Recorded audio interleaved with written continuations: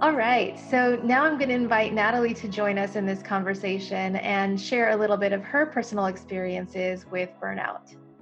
Hi, Bindi. Hi. How's it going? Good. How are you? Good, Are thanks. you feeling burned out right now? I'm not, thank Good. goodness.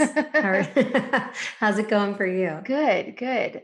I shared that I'd experienced quite a bit of burnout. I'd seen it in my coworkers.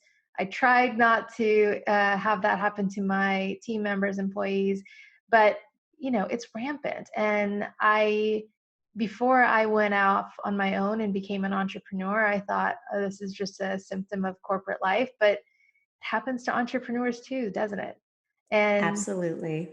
and I would love for you to share a little bit about your personal experience with burnout, which happened when you were still part of the corporate world. And tell us like what you learned from that experience and what insights you have to share with us. Absolutely, Bindi.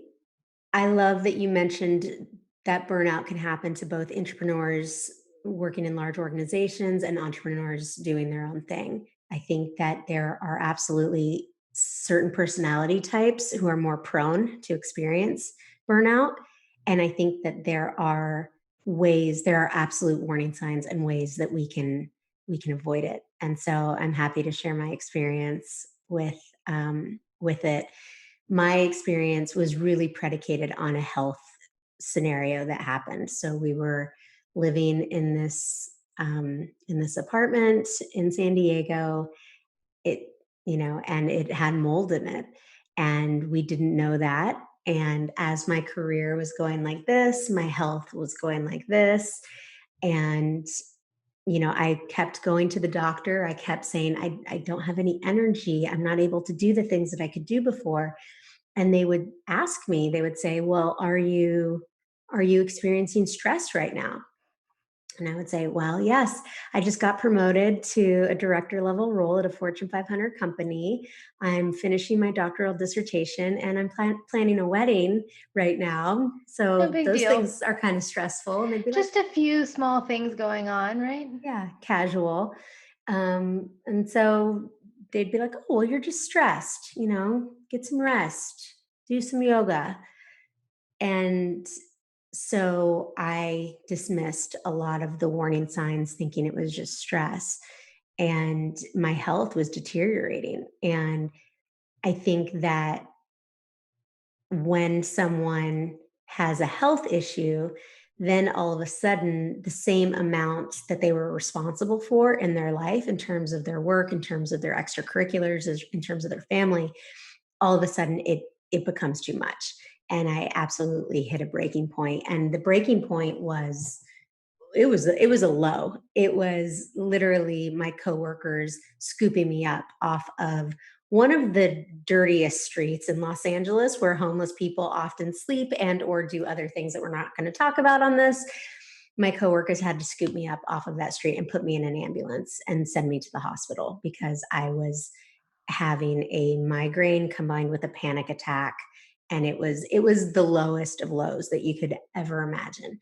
And I think looking back, had I stopped driving so hard, I felt like I couldn't stop. I felt like I couldn't take more time away from work. I couldn't say how sick I was. I couldn't stop. I was so terrified to acknowledge what was really going on and scared of what would happen. And so I kept pushing.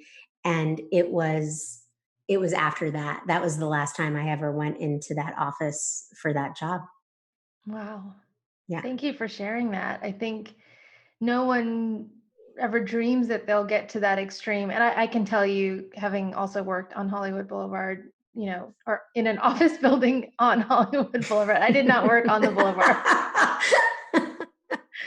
There's Just a to clip, Julia Roberts movie about that, right? right. That's not what I'm talking about. Nor am I saying that I was one of those people that wore the costumes or impersonators that worked on Hollywood Boulevard.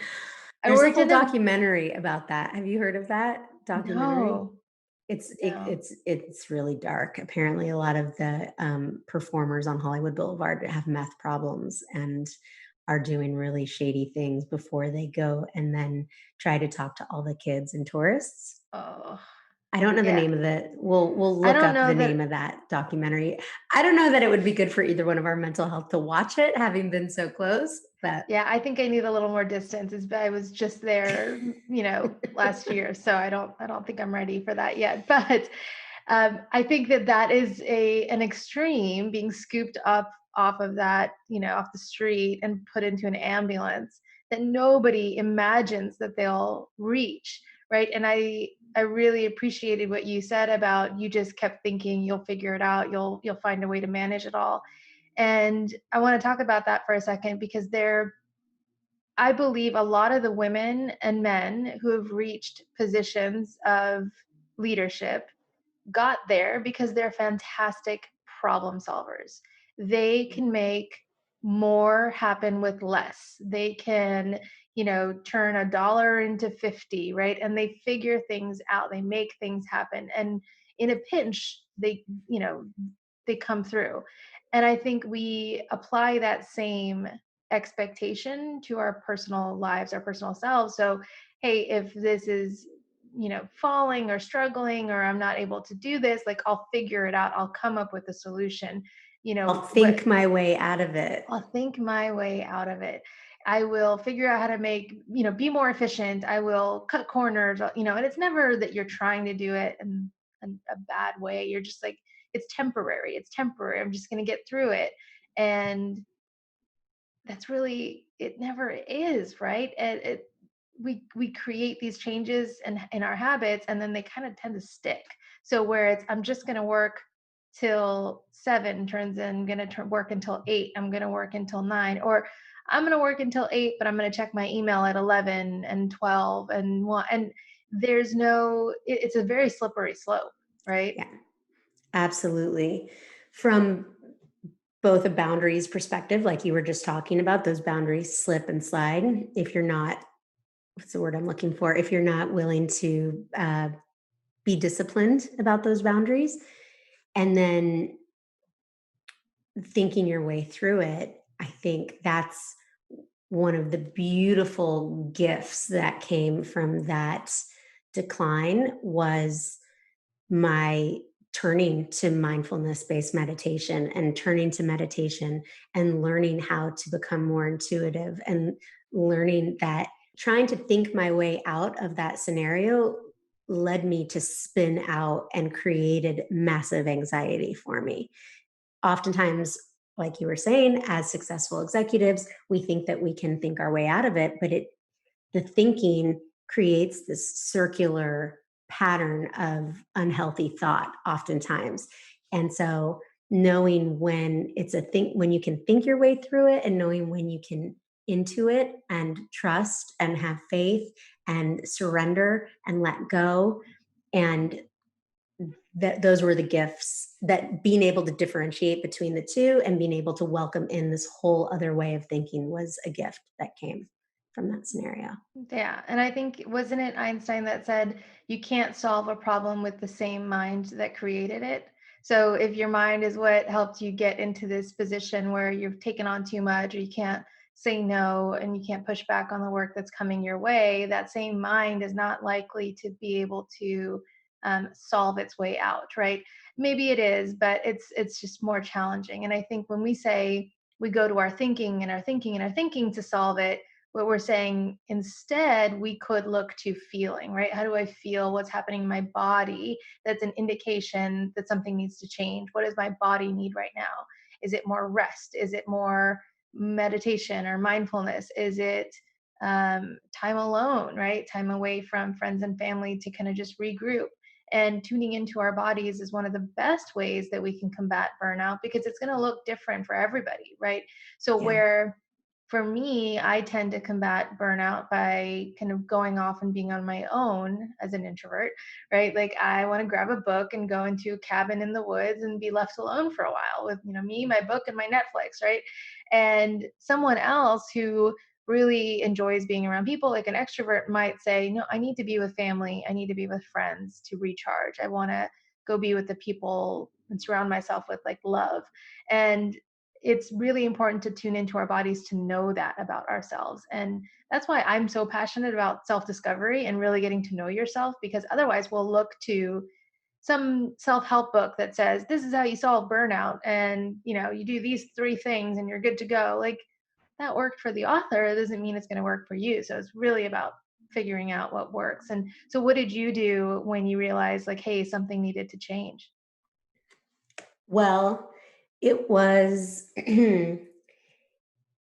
surprisingly, this is actually a story, a funny story. I was in the hospital, and one of our mutual friends and a dear colleague and a friend, she came to the hospital, and she was putting me in an Uber to take me to San Diego, and I was like, I just need to swing by the office real quick to take care of one thing.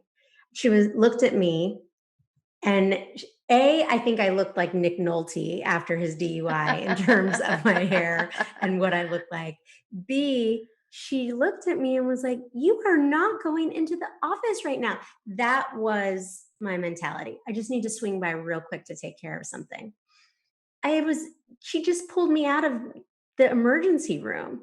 So that's interesting, right? So I got home, I took some time off, and I was actually on an acupuncture table getting an acupuncture treatment.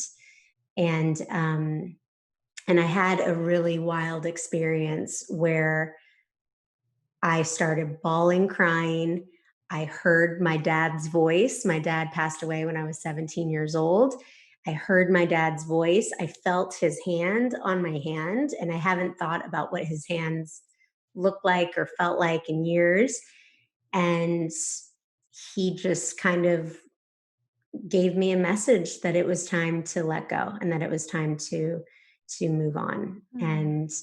Um, and so from there, I went and talked to my boss, and the company was absolutely amazing. And it was a beautiful separation, which meant so much to me because I had absolutely loved my 5 years there. And it was such a huge part of my career. um, it was really important for me for that separation to be really positive, and it was. And then from there, I transitioned out.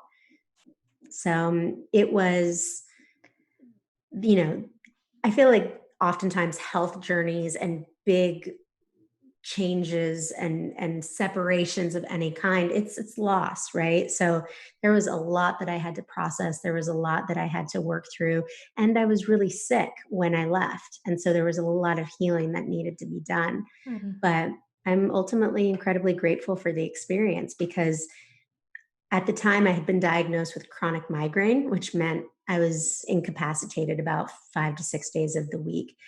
And so I had nothing else to do but sit in this 11 out of 10 pain.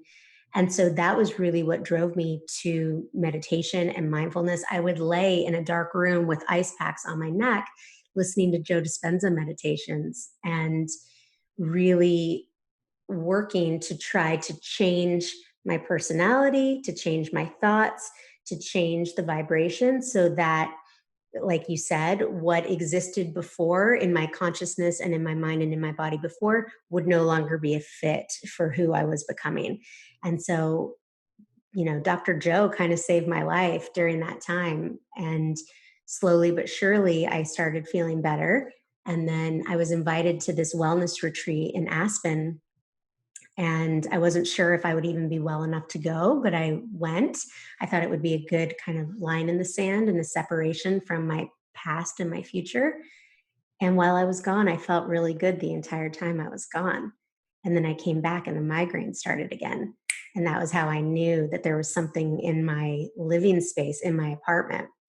And I don't think that I would have had the courage to go had I not been tuning into my deepest self, meditating, listening to the Dr. Joe meditations, trying to transform, finding a purpose to my pain, um, thinking positively about everything. I don't think I would have gone. And had I not gone, I would have never known that it was my apartment that was making me sick. Wow. So, That's amazing. The thing that you keep saying that that is hitting home for me is there's this expectation, I think, for a lot of women that we should be able to handle it all. And that there's, when you said that you were like, I just need to go back to the office to do this one thing, it's where does that come from? This idea that if we don't do it, no one's going to do it. And, or we've committed to do something. And so we need to deliver on it, not just 100%, but 110%.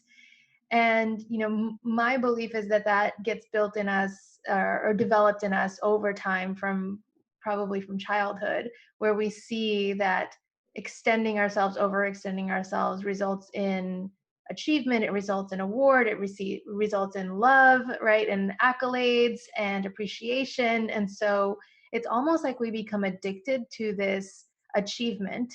And I used to think that being a high achiever, when somebody called me that, or when I called somebody else that, was a compliment.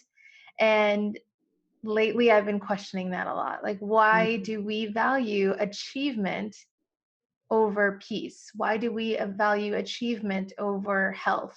Why do we, as a society, think that this is the only thing that matters, or it's the thing that matters the most? When if you don't have your health, you have nothing, right? If you don't have your health, everything that you've achieved is kind of worthless because you can't even enjoy it. And Yeah. so it's so interesting to me that we, as a culture, as a society, have almost overvalued this current version of what it means to be successful, and that feeds itself. And so us as women, even as men, we feel like that's just the way things are. And you hear this a lot when you hear the rat race or keeping up with the Joneses, is Mhm. this achieve, achieve, achieve, and like demonstrate your achievement through all this material, wealth. Like it It's not it's sustainable. not sustainable, and I feel like for various reasons, it's starting to break down.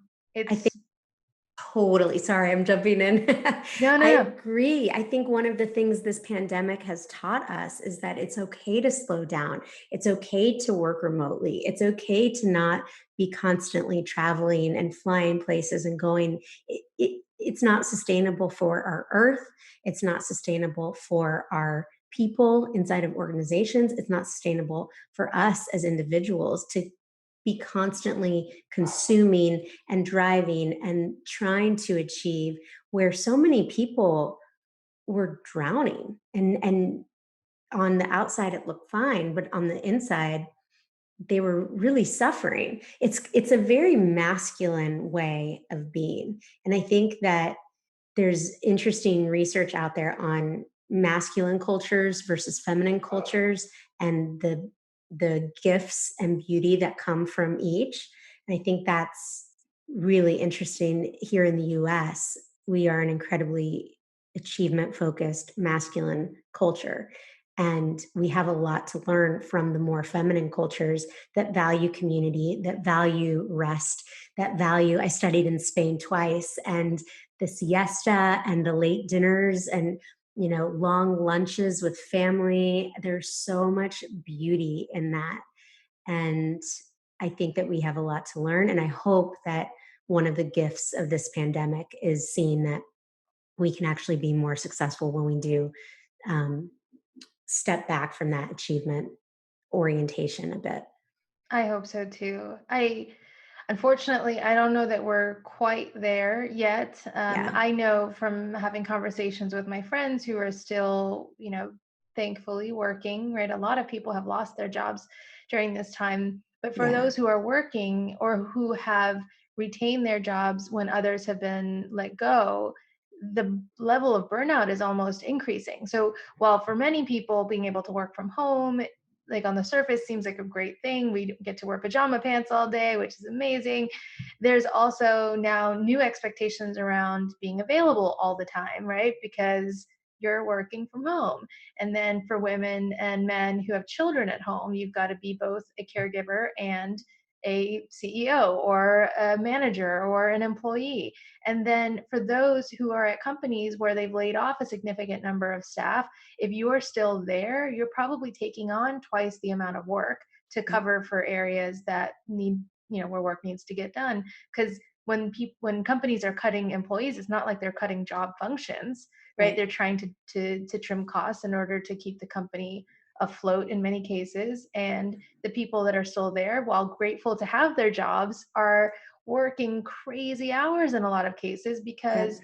you know, they've got to keep those jobs that they have. And 100%. so I wholly agree that, and have so much hope that the pandemic will shine a light on opportunities where we don't need to go back to the old way of doing many things.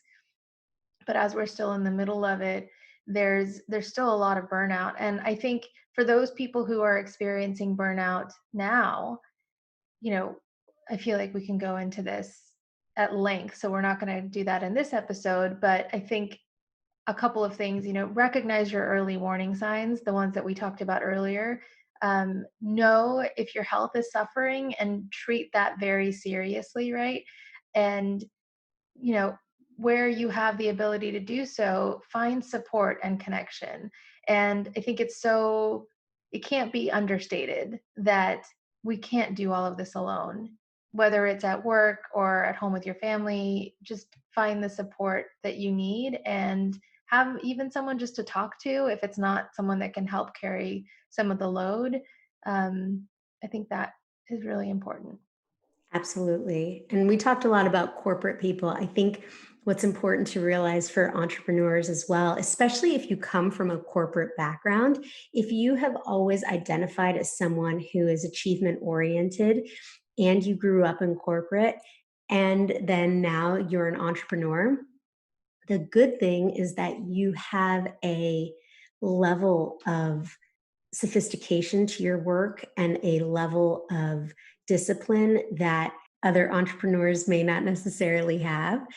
That said, you can bring some of those same overworking and tendencies to your work as an entrepreneur. And as an entrepreneur, especially if you're still a solopreneur, it is all on you. So, I think you and I have both experienced this as entrepreneurs too, where you can bring some of those same tendencies to your work life as an entrepreneur. And while it's good because it gives your work, it gives you rigor, it gives you discipline, it gives you focus, and you can burn out so easily as an entrepreneur. And so for my founders, for my entrepreneurs, I want you to be incredibly mindful of that because it can happen so much more easily because I think you have that training to whatever it takes, get it done. You had a boss beforehand, you had deadlines, you were used to sitting at a desk for 8, 10, 12 hours, So really as an entrepreneur, then you have to learn how to build breaks into your day. You have to learn how to rest. You have to learn how to go take an afternoon off if you don't have a pressing deadline because you're probably working on the weekends because you love it and your work and are so passionate about it.